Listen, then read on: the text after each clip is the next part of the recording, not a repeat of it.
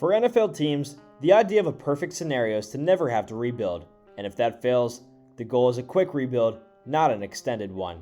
That means showing progress on a year-to-year basis, even in the most dramatic rebuilds.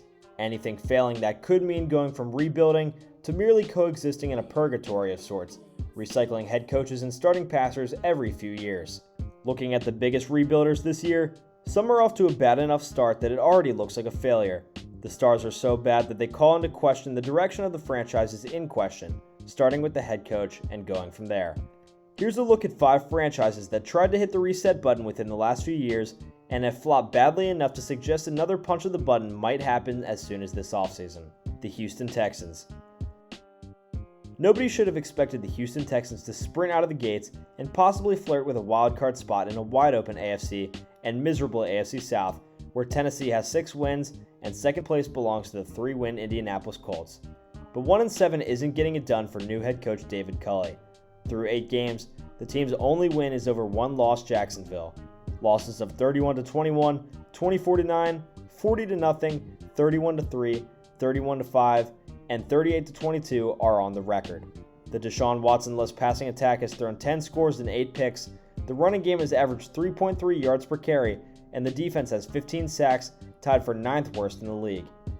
The 3-time Pro Bowler is facing 22 lawsuits stemming from allegations of sexual assault and misconduct. 10 women have filed formal complaints with the Houston police as well.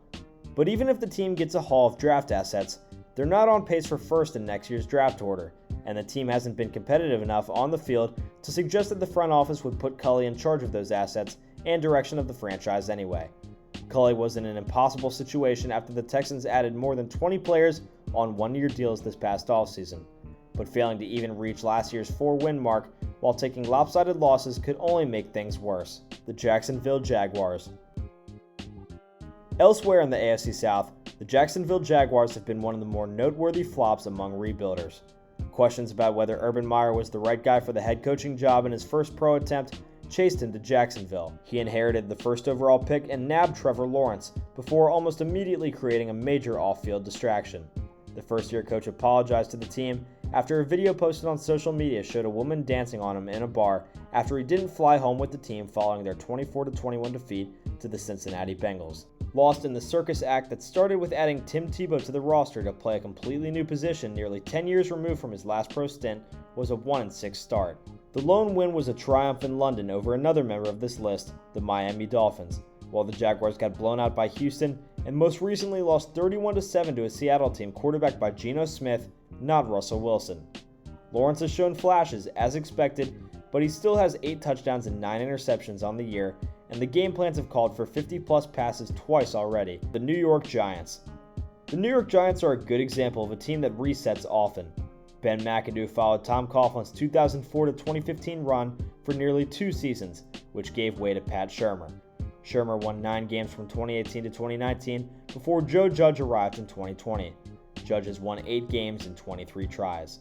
Unfortunately for the head coach, his job might be tied to that of 2019 6th overall pick Daniel Jones.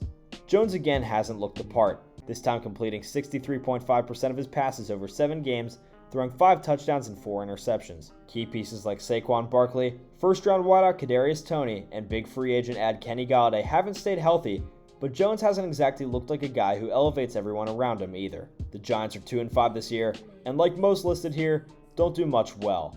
Well guys, thank you so much for tuning in. Be sure to smash that like button, subscribe to Any Sport, and hit that notification bell so that you never miss a video. See you all next time.